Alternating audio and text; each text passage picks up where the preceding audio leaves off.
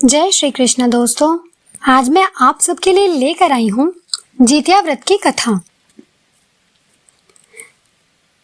व्रत कथा से पूर्व आइए जानते हैं विधि। जितिया व्रत के पहले दिन महिलाएं सूर्योदय से पहले जागकर स्नान करके पूजा करती हैं और फिर एक बार भोजन ग्रहण करती हैं और उसके बाद पूरा दिन निर्जला व्रत रखती हैं। इसके बाद दूसरे दिन सुबह सवेरे स्नान के बाद महिलाएं पूजा पाठ करती हैं और फिर पूरा दिन निर्जला व्रत रखती हैं।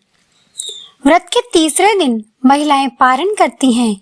सूर्य को अर्घ्य देने के बाद ही महिलाएं अन्न ग्रहण करती हैं। मुख्य रूप से पर्व के तीसरे दिन झोर भात, मरुआ की रोटी और नोनी का साग खाया जाता है। अष्टमी को प्रदोष काल में महिलाएं जीवमूत वाहन की पूजा करती हैं। जीवमूत वाहन की कुशा से निर्मित प्रतिमा को धूप, दीप, अक्षत पुष्प, फल आदि अर्पित करके फिर पूजा की जाती है। इसके साथ ही मिट्टी और गाय के गोबर से सियारिन और चील की प्रतिमा बनाई जाती है। प्रतिमा बन जाने के बाद उसके माथे पर लाल सिंदूर का टीका लगाया जाता है। पूजन समाप्त होने के बाद जीवित पुत्रिका व्रत की कहानी सुनी जाती है। आइए जानते हैं कथा। इस कथा के अनुसार जीवमूत वाहन गंधर्व के बुद्धिमान राजा थे। जीवमूत वाहन शासक बनने से संतुष्ट नहीं थे और परिणाम स्वरूप उन्होंने अपने भाइयों को अपने राज्य की सभी जिम्मेदारियां दी और पिता की सेवा के लिए जंगल चले गए।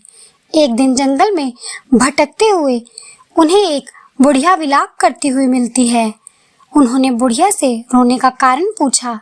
इस पर उसने उसे बताया कि वह सांप के परिवार से है। उसका एक ही बेटा है। एक शपथ के रूप में हर दिन एक सांप पक्षीराज गरुड़ को चढ़ाया जाता है और उस दिन उसके बेटे का नंबर था। उसकी समस्या सुनने के बाद जीवमूत वाहन ने उन्हें आश्वासन दिया कि वह उनके बेटे को जीवित वापस लेकर आएंगे। तब वह खुद गरुड़ का चारा बनने का विचार कर चट्टान पर लेट जाते हैं। तब गरुड़ आता है और अपनी उंगली से लाल कपड़े से ढके हुए जीवमूत वाहन को पकड़कर चट्टान पर चढ़ जाता है और उसे हैरानी होती है कि उसने जिसे पकड़ा है वह कोई प्रतिक्रिया क्यों नहीं दे रहा। तब वह जीवमूत धन्यवाद।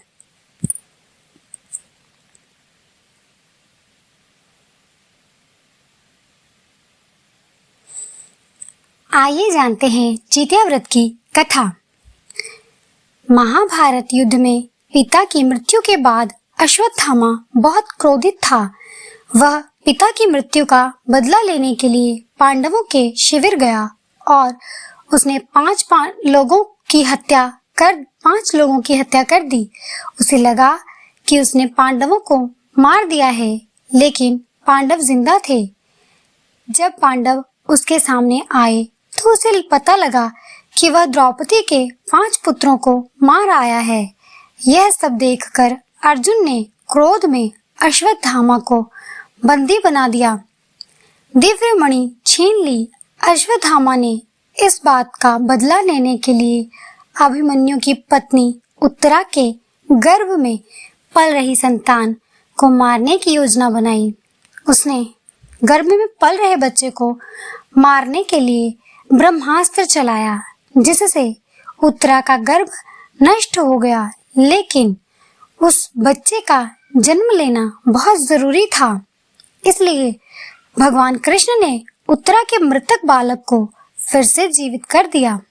गर्भ में मरकर जीवित होने की वजह से इस तरह उत्तरा के पुत्र का नाम जीवित पुत्रिका और परीक्षित हुआ। तब से संतान की लंबी आयु के लिए जितिया का व्रत किया जाने लगा। बोलिए विष्णु भगवान की जय।